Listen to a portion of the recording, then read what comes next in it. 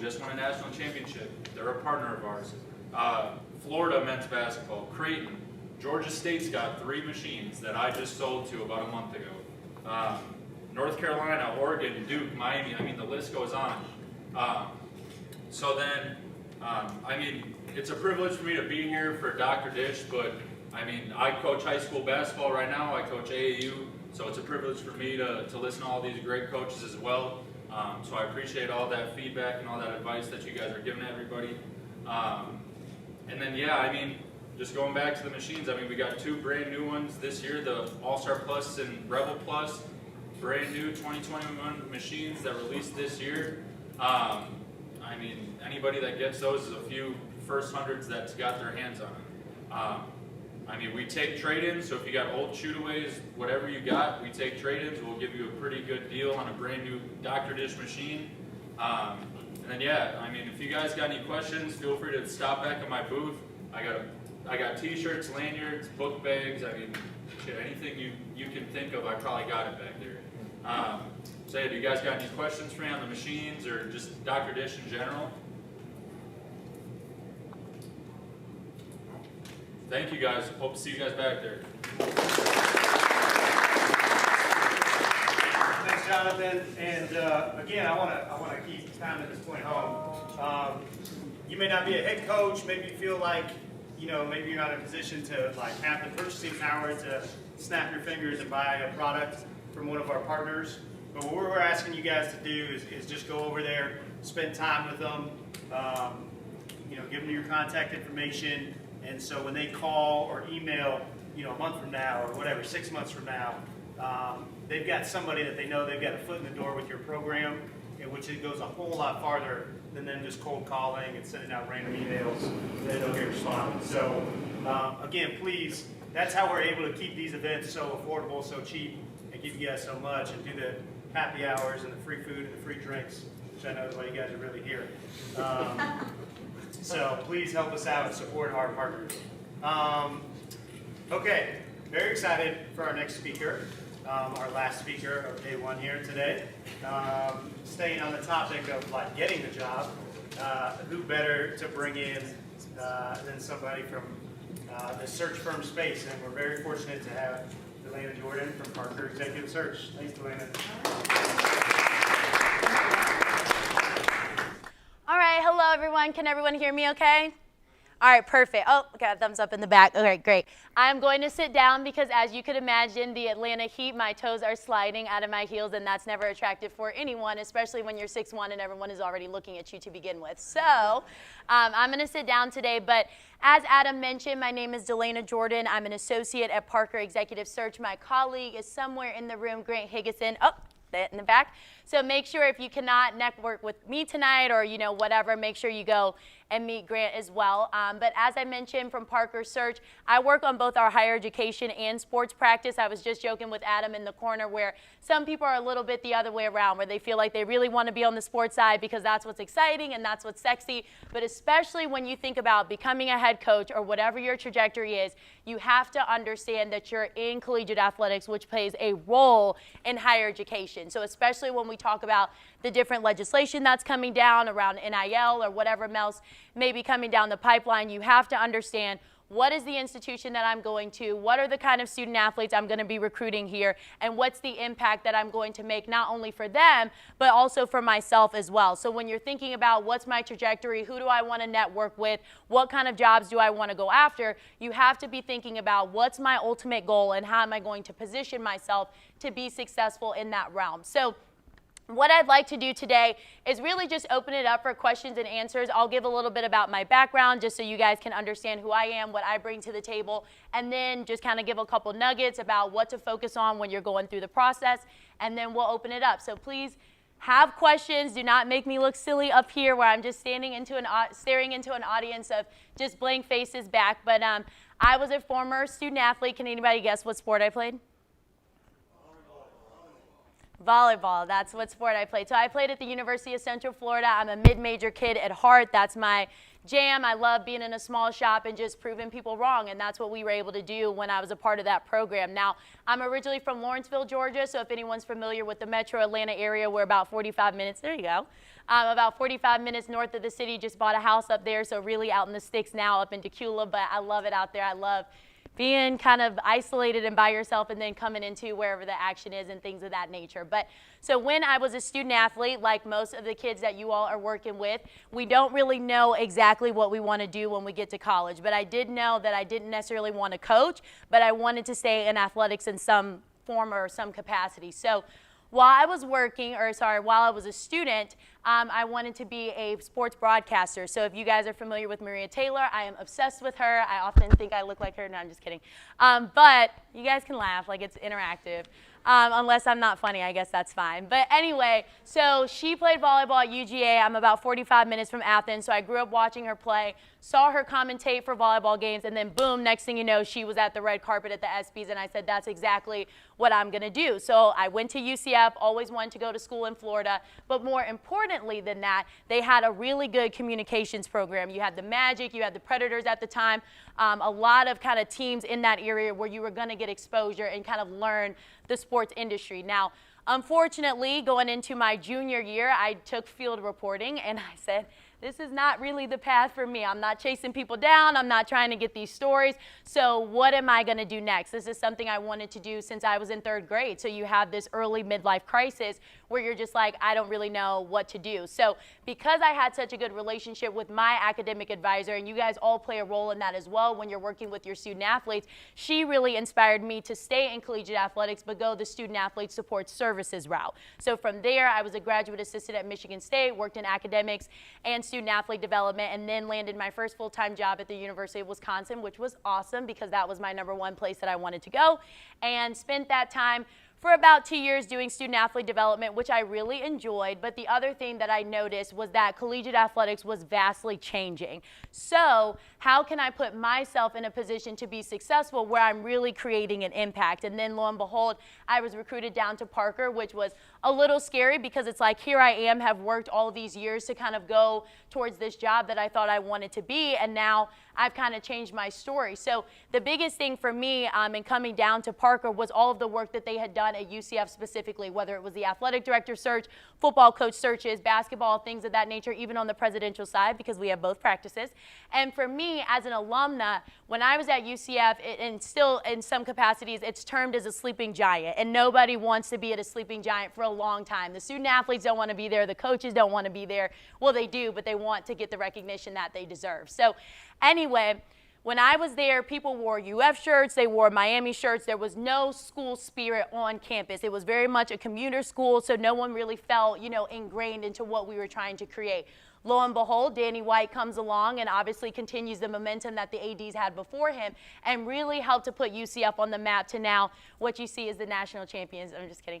But, to what you see now. And for me, that was hugely impactful because it said I can have an impact on a lot of these different campuses without having to go there. And there's so many amazing people that I've met that if put into the right leadership position can change the trajectory of each of those programs just like I witnessed at my own institution. So that's a little bit about me, why I got involved in what I do. I work on both practices because, again, you have to understand how the whole picture comes together. When you're interviewing for your first head coach job, it's not just going to be people in the athletic department. You're going to be talking to the faculty athletic rep, the chancellor, the president, maybe the provost, a dean, whoever else may be touching athletics is going to have a role in that process as well. So you have to understand how to speak to that side so they can say, this individual is not only going to be great for what we need right now, but it can also help us navigate what we would want to do 5, 7, 10 years down the road or however long, your stint ends up being at that institution. So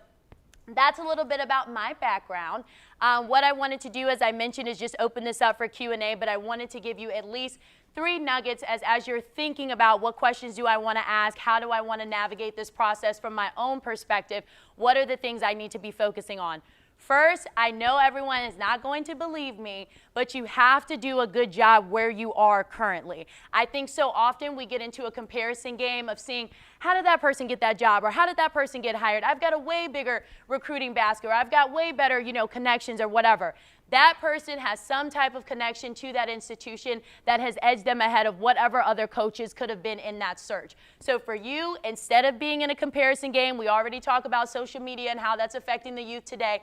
Don't get into that same mindset. You really got to focus on you, what you bring to the table individually, and how that can really help to elevate a program to the next level. Some of us are builders, some of us are people that can really sustain momentum, and some of us are people that can take programs to the next level. If you're not vulnerable enough with yourself to really understand what can I bring to this institution, what can I bring to this program, and how can I change the trajectory of the student athletes that are coming through my program, then you're already not focused on the right thing. So you've got to do a good job where you are, and you will get noticed. I think oftentimes people think that there's a stable of candidates, and that's simply not true. It's not beautiful, but sometimes Grant, myself, and even Daniel are sitting on Google and going through staff directories. What are the top coaches that have won in this league, or what are the people that can really transition into an environment like this or a locale like this?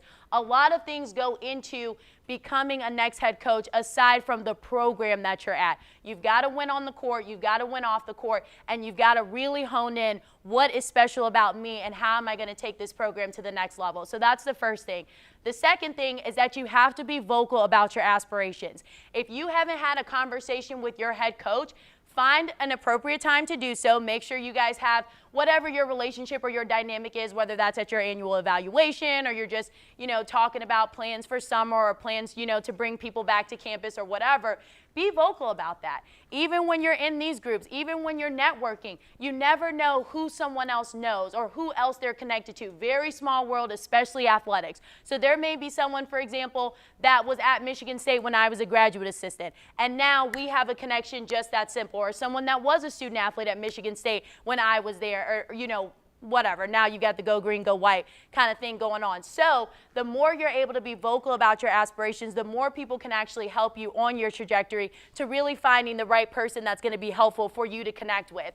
I know that everyone wants to talk to an athletic director, and that's great, but athletic directors, A, are super busy, and B, they talk to a lot of people. So the people you want to start networking with now starts in your own department. Who are the people that are going to be ADs in the next couple years? Who are the people that are going to be making these kind of decisions? Start with them now, because that's how you build. For example, when we did Northern Illinois' head men's basketball coach, their senior associate and sport administrator for men's basketball is Courtney Vinson. She was the assistant director of compliance when I was a student athlete at UCF. So lo and behold, we have that connection, and this is the first search I'm leading. So now I get to work alongside a client that is a good client of ours, but I also get to work along somebody that I know. So we're really having real conversations about what is she looking for in her next basketball coach? What's the working dynamic that we're going to need to put at play here? So those are the kind of things when you talk about networking, it's great to talk to those people that are kingmakers or people that are at the top, but you've got to also remember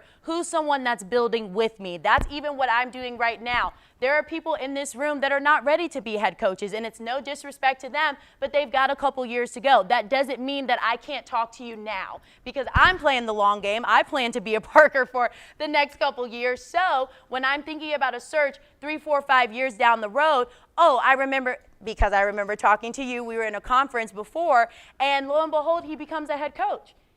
And that will happen within, a couple weeks of us talking? Yeah, so we were literally in a Zoom panel. He sends a postcard. We have a phone conversation. Next thing you know, we're connected. We're just, building a genuine relationship. And he comes to me for advice and says, hey, I'm torn between 2 opportunities. Which route should I go? Or, just providing that insight or providing, just some type of feedback that can really help you to navigate that process. And that's what we're here for. He's not a head coach right now at a college program. Sorry, you are. That's what I thought. So he's not a head coach right now at a college program, but he's on his way to doing that. So imagine if when I met him, I said, you're not ready. so I don't have time for this conversation. You know what I'm saying? It's about genuine relationships. So you've got to really network in the right ways. And then finally, really understand what is the quality of life I want to have. When we're calling people on different opportunities, I'm looking for alignment in 3 areas: professionally, personally, and financially. I always say, stay ready so you ain't got to get ready. When it's time for that search or it's time for that opportunity, now is not the time to be getting your resume together. Now is not the time to be getting your portfolio together. You need to already have those pieces in the works so that the last thing you're doing is adding in the unique situation that's going to make you a good fit for this opportunity. And I'm not talking about changing school A to school B. They can see that. They can tell when you haven't really done the research on their program to really understand the impact that you can have. But at the same time, searches move very quickly. So we don't have 2 weeks for you to get your materials together. We don't have 2 weeks for you to just now be talking to someone saying, hey, will you be a reference for me? Or hey, what should I talk about in my letter? Or whatever the application may call for. You want to be ready in that moment and ready to press your foot on the gas so that you're ready for whatever questions may be thrown at you. So those are just, sorry, I'm like so hot. But those are the 3 kind of nuggets that I would leave with you today if you don't, remember anything else from our conversation. But really just want to open it up to the floor. You've gotten to know a little bit about me. And as you're asking your question, just make sure to say your name, your position, the school or institution that you're at, and then we'll just go from there. Yes. Delaina, Oh, can you stand up, please? oh, sure, Delaina, sure. I know OD as well. We literally just met today in our office, so there you go. Hi, Delaina. As you know, most of us want to be head coaches. We all have different journeys, different backgrounds. For someone who's getting into coaching, let's say later on in life, maybe later than someone else, when they start at 22, 23 as a graduate assistant, can you just speak to some of the ways and things that someone can mitigate not having the years of experience when it relates to trying to become a head coach?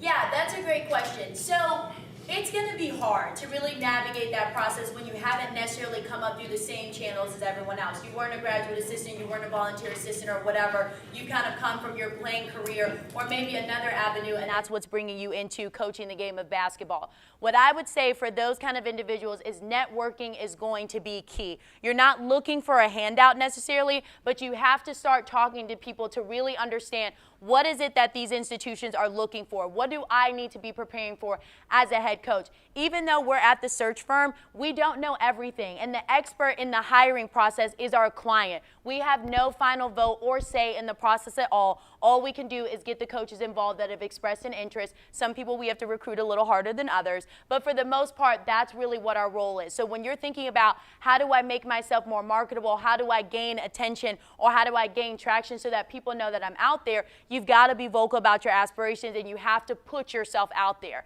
I know a lot of people are not super comfortable with social media or retweeting things or things that are going on in their life. You have to do that. You have to be your own self-promoter, because if you don't believe in yourself, why is this AD going to take a chance on you when there are other people in the pool that have shown that they can do the job? Because at the end of the day, we know you can coach. That's why you've got the interview in the first place. So what exactly is going to make yourself stand out? In order to do that, you really have to hone in on your story. If I played overseas at a very high level, how can I relate to the student athletes that you're bringing into your program? When I was a student athlete, guys were going overseas making $2,000 a month.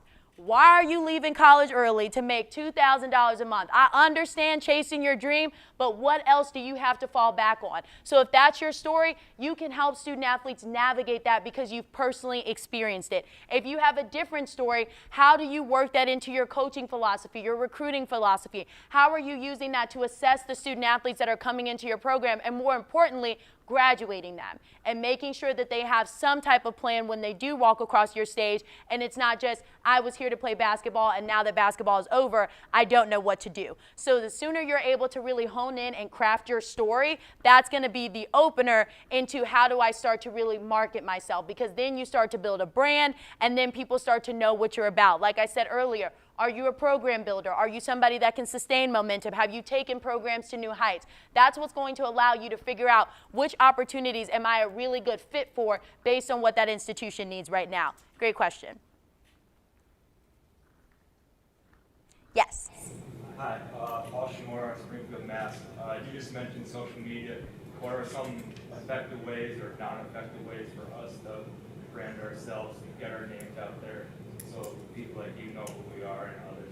Yeah, well, that's a great question. What I will say is do not use Twitter as a way to get to me. I'm going to be honest with you. That's not the best vehicle. I love connecting with people on LinkedIn, but the best way is to shoot me an email, Grant an email, connect with us in that way and kind of get it into our radar. We have a database. We use Salesforce. If you have your resume or your portfolio, send it over to us. That's a great conversation starter. We'll literally upload it right into our database. So as opportunities come available, Grant may be leading a search, but I have a coach that's a really great fit. Or I may be leading a search and Grant has a coach that's a really great fit. So now instead of saying, okay, well, Grant, can you tell me a little bit about this coach? He can say, well, his resume is right in Salesforce, so I'll tell you a little bit that's outside of the paper, but here's what you need. So I think that's a great way to start connecting.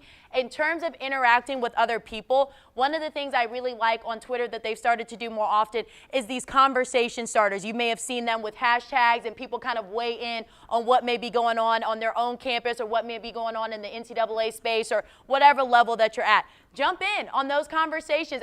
I do that all the time where I just see people talking that I know and I go, you know what? I'm going to jump into this conversation. I've done it. If many of you know Patrick Creary, he's one of my good friends. I do that all the time because he's always going on Twitter giving these tidbits and these nuggets. And I say, well, you know what? Let me add a little something to that. And from there, other people jump into the conversation. It's as simple as a follow, and then you begin the network there. But you still want to keep it professional. You still want to keep it professional. My thing is just because you see I'm tweeting or just because you see I'm liking things does not mean I'm on Twitter. I may just be on Twitter. I may just be seeing something or I may have gotten a notification because I have notifications for everything. And so I may jump on really quickly. So if you're looking for that to be a response time, you may not get it. So always still bring it back to email. Same thing with administrators. If you have a connection or you want to introduce yourself, just send a simple email. And then once you guys have built that relationship, then you can follow people on Twitter and things of that nature. The other thing, I'm big into my own Instagram, but I'm not big into connecting professionally with people on Instagram. It's not that I have anything on my Instagram that I'm worried about,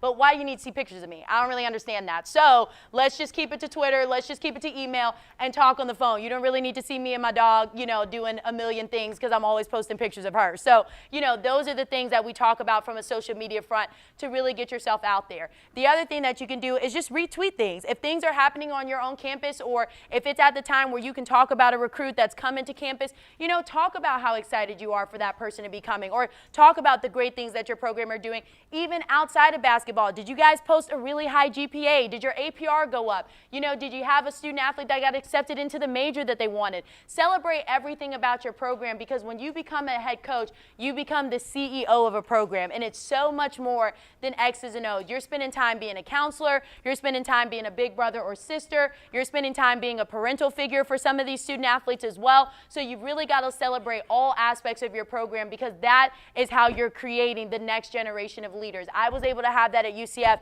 because people really took the holistic approach. So even when you're trying to get yourself out there, those are the things that's going to catch my attention because the last thing or the worst thing I hear is when a coach goes through an interview and the client says they're a really good assistant coach.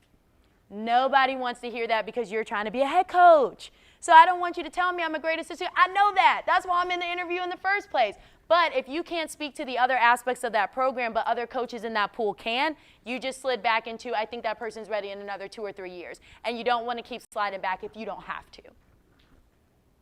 Yes, in the back. Thanks for being here. Andy Farrell, University of Dayton, recruiting coordinator. Just a couple thoughts that you have on some of the non-basketball qualifications or characteristics that make good candidates. Obviously, winning is important. Some of the traditions, things like that, good recruiter. What are some of the non-basketball related qualities or characteristics that you feel as though make a good head coaching candidate? Yeah, no, great question. The first thing is going to always revolve around academics. How are your student athletes performing in the classroom? If they're not eligible, they can be the best person that's ever walked on campus, but if they can't play, who even knows what they're about? So you've got to be able to speak to the academics. You've got to be able to really talk about what your strategy is and what your philosophy is around creating really good students. Do we have mandatory study hall? Do student athletes have to achieve a 3-point before they can get out of study hall? Or, freshmen start at 8 hours and then sophomores and juniors go to 6 to 4 hours. Whatever your process is there, you really got to have that honed in because, again, when you're in these interviews, not everyone is coming from athletics. So you've got to be able to speak to the the academic side of the house as well. The reason why that's important too is because you all are all aspiring to be head coaches, which means you may have to take other jobs. You don't want to feel like so-and-so only committed here because of me. Because when you take that next job, you may not be able to take that student athlete. So you have to make sure in your recruiting that you're speaking to the experience they can get by being a part of this institution, because that's the thing that's going to allow them to stay and play for the new coaching staff just as hard as they would have played for you, because you sold them the entire experience. The other thing that we talk about really revolves around compliance. Do you know what you should be doing and what you should not be doing? That's the thing that really keeps ADs up at night. That's the thing that really keeps presidents and chancellors up. We saw it. We saw what happened with the recruiting scandal. We saw what happened. Even being tied in with the wrong AAU programs can really set your trajectory the wrong way just by affiliation or association, because no one wants to bring someone into a program with question marks around them. So you really do have to be able to speak to that. The other thing that I think is most important that you have to be able to speak to is the external engagement. How am I fundraising? How am I development? How am I being a good campus partner where I'm able to be at different events? Right now we're doing a Senior Executive Director of Athletics Development / Deputy AD at Northwestern. They're going to need to use athletic events as a front door to the institution. But if I don't feel like my basketball coach is a value add when I'm in these events, then what can I really use you for? We have to find a way to really make you a university citizen, really make you a campus partner. Even if you're at the high school level, what are you doing with the alumni? What are you doing with the people that have come through your program to still keep them connected? Most of the time when we're doing a search, they've lost touch with the alumni base, or the alumni base is very heavily involved. So how am I going to interact, no matter what those competing interests are, to make sure that I'm still able to run my program at a high level, but also in a way that's reaching out to a variety of different constituents that really makes me a good head coach? It's not enough to just win games. You've got to win the press conference. You've got to win when you're on the podium. People have to believe that you're a good representative of whatever organization or institution you're a part of. So great question. Yes. Sorry. So how throughout the process do the candidates explain those things to you? Does it need to be like in a portfolio where you're receiving that information prior to interviews, or is it throughout the interview process? Those are the things that they should be highlighting with you individually. Yeah, great question. This is only going to come from a Parker search perspective, so I do really want to emphasize that. If you're in a search process with a search firm, utilize the search consultant. That's what we're here for, to tell you about the job, to tell you things to highlight. I'll be honest with you, my biggest pet peeve is someone that's not coachable in the process. If I tell you, hey, don't email the athletic director, hey, don't campaign for the job right now, you haven't even gotten a phone interview, I will tell you when the appropriate time is to pull that card and let people know I really want this job. So you really got to leverage the relationship, because the consultant knows what they're looking for, or they at least have been a part of those conversations where I say, hey, if you talk about XYZ, that's going to be really good in terms of making sure you're on track for whatever direction they're looking to go in. The other reason why that's really important is because oftentimes people don't, the candidate perspective can be very lonely. You don't want to blow the consultant up. You don't want to ask too many questions, but you have to. You have to put yourself in a position to be successful. As you go through the search, to your question, there are going to be times where I will say, what's your philosophy around academics? What's your philosophy around recruiting? They're going to ask those questions. Every step of our process, we usually have a general idea of what questions to be prepared for, because each step of the process gets a little bit more intense and a more deep dive in terms of what exactly we're going to be looking for. So if I tell you, hey, make sure you're talking about your recruiting philosophy, and then you go through the entire interview, it's 30 minutes, and you spent 20 minutes talking about yourself, you just lost the interview right there. So really think about, how am I preparing for this, and how am I really utilizing the search consultant to really give me that information I need to be successful. Now again, I don't make the hire, so I'm rooting for every coach that's in the process because I want them to be a good representation of us. But at the end of the day, you've got to make sure that you're really taking the time to prepare yourself and go in and win the interview. Because if you don't, if you try and shoot from the hip, or if you feel like you know everything and you don't need the search consultant's help, I would say probably 8 out of 10 times it doesn't really go well, because you miss those key pieces that the consultant tried to tell you about. The other thing that's really important is, I've heard this a lot where people say, only answer what you've been asked. do that with a grain of salt. The biggest thing is time management. If you've got a 30-minute interview, make sure you're not deviating too far off of the question. But if there's something that's really unique that goes in line with the question they just asked, give that. So for example, in the men's game, it's been really not a challenge, but we've obviously seen more opportunities for female head coaches to get jobs of female programs. So when there's a male coach that's interviewing, I say, make sure you talk about your philosophy as it relates to empowering women.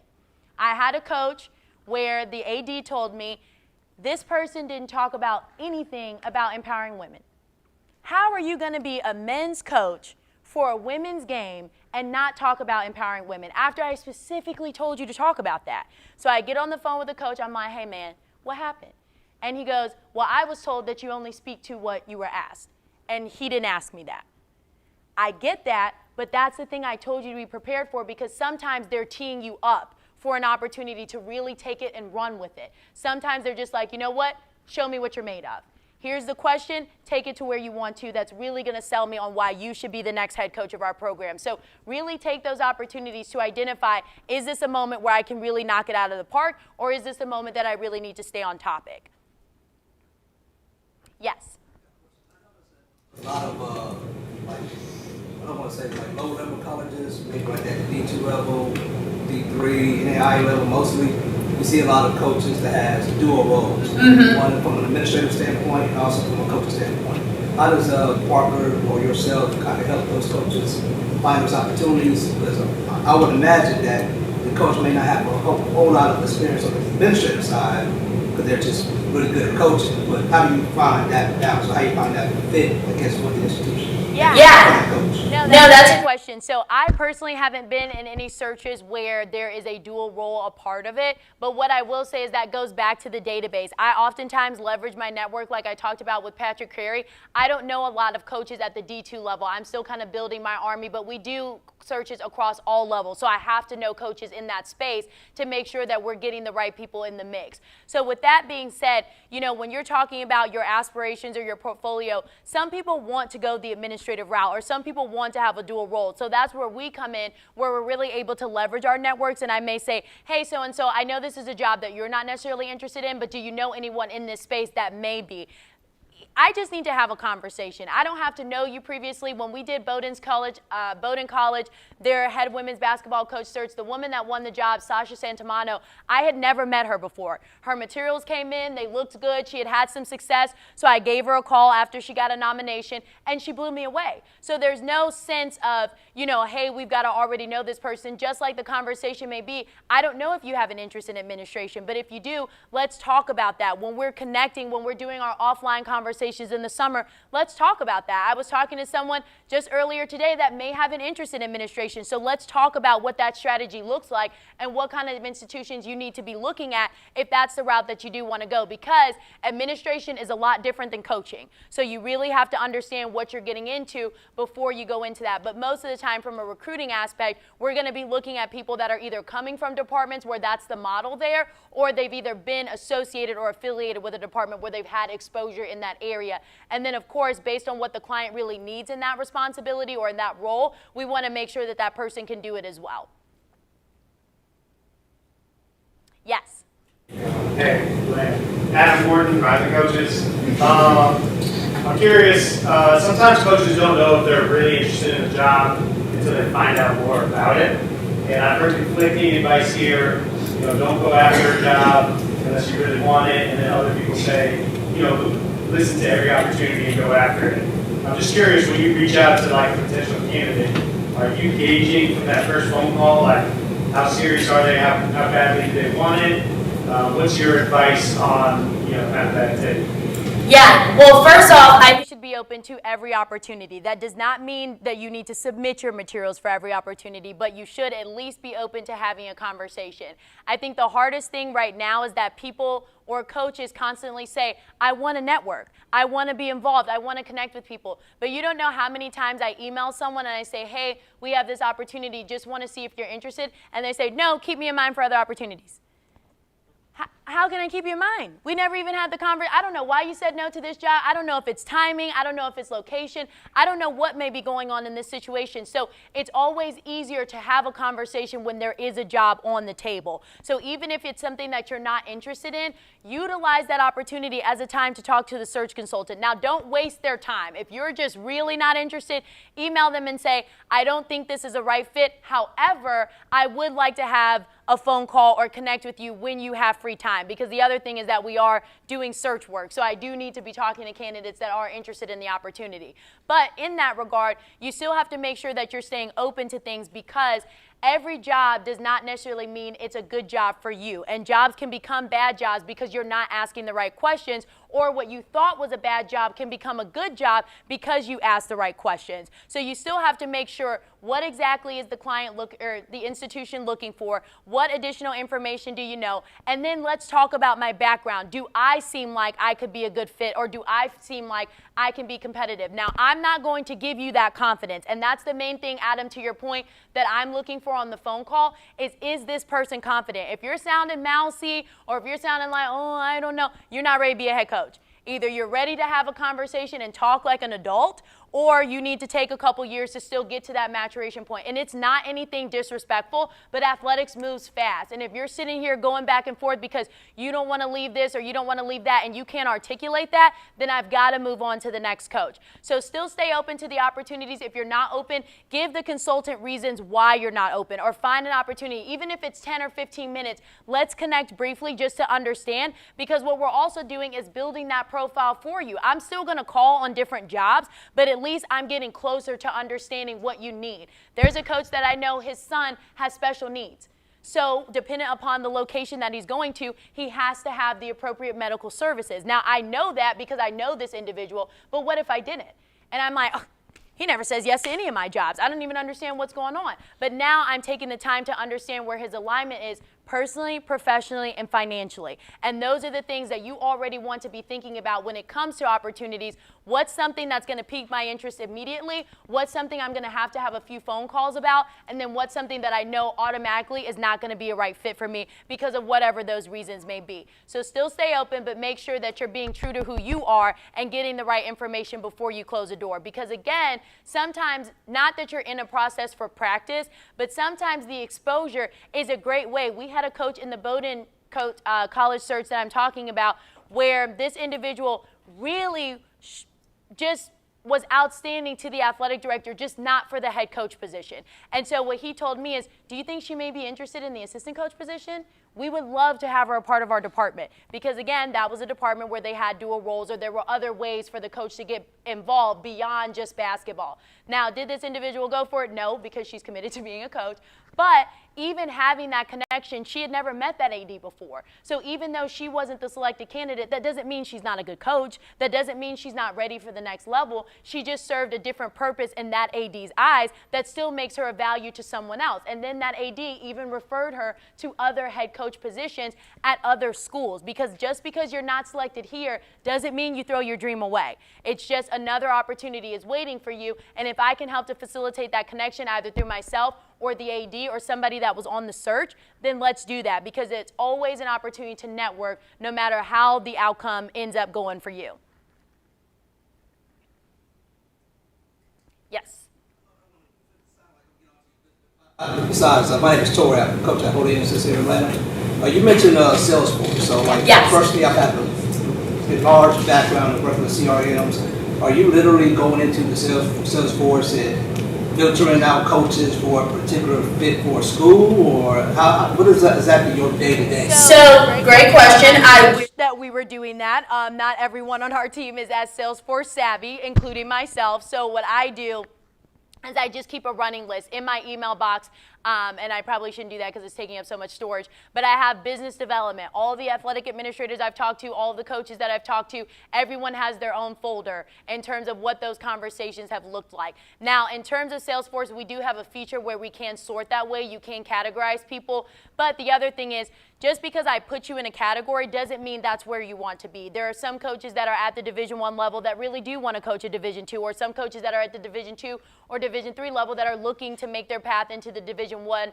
I network. So what we really want to do is stay open, but more so categorize people by their recruiting basket or what areas they're really strong in, what institutions they've been at previously, and is that going to be a right fit for this institution based on what they've communicated that they're looking for. So we don't automate everything just yet because you still lose that personal touch. So you do want to make sure that you're still calling people, because if you sort it that way, sometimes you can miss out on a coach that really was interested in that opportunity. And that brings me to another point. Just because you haven't received a phone call about a search, dependent upon the level of the search or what they're looking to do, doesn't mean that you can't get involved. You can also express interest to the search consultant as well. I think so often people think, well, they didn't call me on it, so I don't have a chance. I just told you about Sasha Santamano, who became the next head coach at Bowdoin College, and I didn't know her before. So imagine if she said, well, they didn't call me, so they must not want me. They clearly wanted her. You know what I'm saying? So that's the other thing where you just have to think about from an automation standpoint. Let's make sure we're still being inclusive in terms of what coaches we can get into the mix versus just sorting it out that way. And then over time, people's positions change and things of that nature. We have thousands of contacts within our database. So you still want to make sure you're keeping touch with those people. And most often that's coming from your own personal relationships versus something that we saw on Salesforce.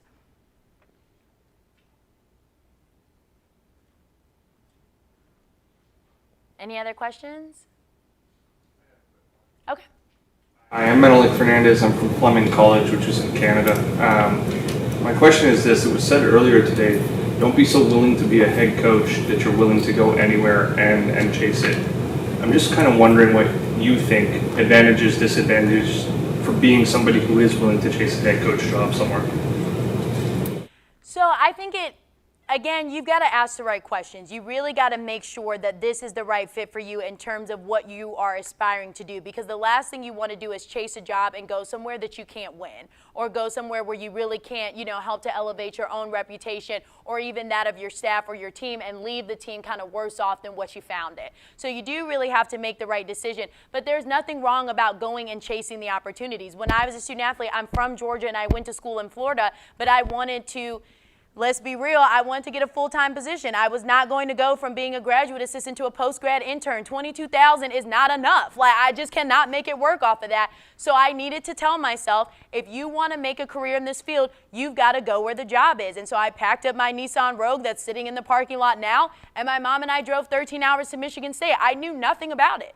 I didn't know how to live in the cold. I didn't know anything, and I said, I'll figure it out. And then from there, I went to Wisconsin because I was intentional about the experience, because I knew what my ultimate goal was in some form or fashion. I didn't know what exactly it was, but I knew what my next goal was going to be. So if you're the type of person that's willing to move wherever, great. Make sure you're still able to keep your story succinct and that it makes sense. You never want it to be, oh, well, this person's just sporadically taking jobs, or they're job hopping every 2 or 3 years because they're chasing a title instead of really putting down roots somewhere where they can grow and have a record or a track record that really speaks to who they are as a coach. So just make sure that when you're chasing these opportunities, you see yourself growing in some form or fashion that you can articulate on the next search. Of course. Are there metrics for demonstrating growth outside of the typical win-loss or good recruitment? What are other things that you would think would be advantageous to show what you're talking about in terms of progress?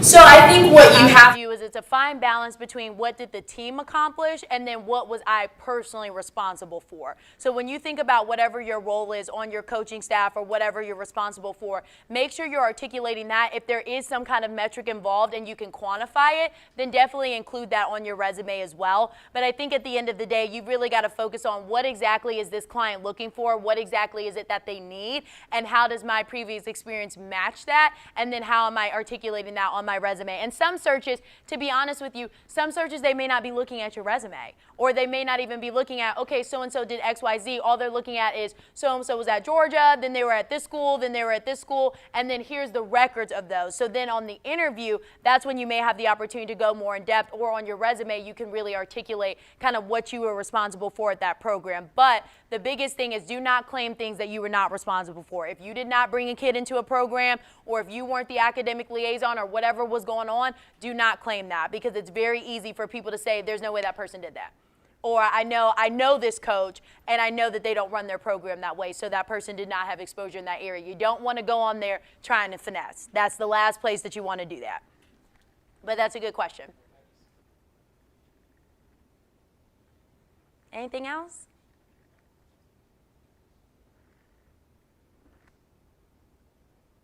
All right, good. Well, it was a pleasure to be with you all today, and I will be at the networking hour after, so be sure to come up with me. Don't bombard me, but be sure to come up with me, say your name, and we'll definitely connect and find times to speak and things of that nature. But I think the other thing is when you are connecting with people real quick, just be cognizant of what their schedule is. We do really want to help you, but one thing I do want to clarify is that I am not an agent. So while I do want to get to know all of you all, I'm not thinking when I go to bed at night, how am I going to get this person a job? I'm thinking, how are we going to get the right mix of people into this search that is really going to give this client what they're looking for? So that's the other thing when you think about reaching out, having a conversation, you got to work on my time or you got to work on Grant's time or whoever because we have other things going on as well. So don't play hardball because if you play hardball with me, you will get left on red. That's how it will go.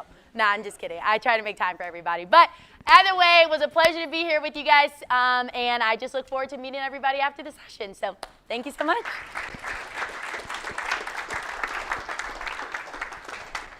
you, Delaina. That was great. All right, guys. Just a few things before we wrap up here for this evening. Your hair is so pretty. As Delaina mentioned, we're going to be headed to the Beverly after this. Oh, thank you. We got I was nervous. I was like sweating. drinks on us tonight. We have the TV set up so we can watch the finals. Every time you got to take an opportunity. Thank you. Go and take it down. The Beverly is the name of the spot. And it's at 790 Glenwood Avenue Southeast. It's okay. It's a cheap number. So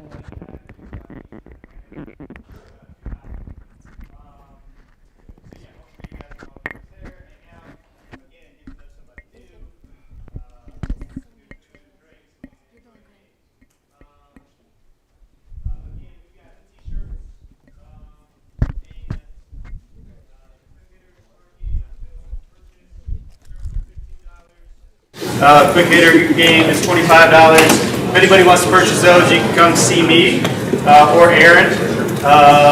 Although Aaron's heading out now, so you can see Aaron tomorrow or see me tonight. And then finally, and most importantly, again, please make sure you guys go thank and hang out with our sponsors.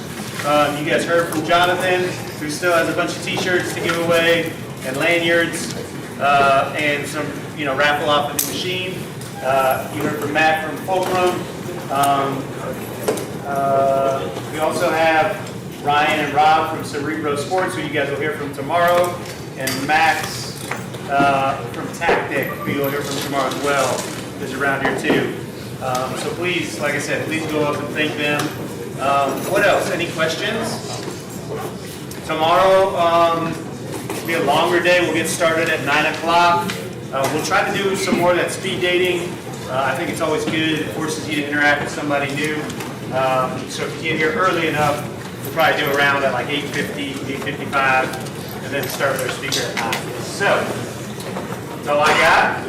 Appreciate you guys, and hope to see you in the Beverly in a few. Thanks, everybody.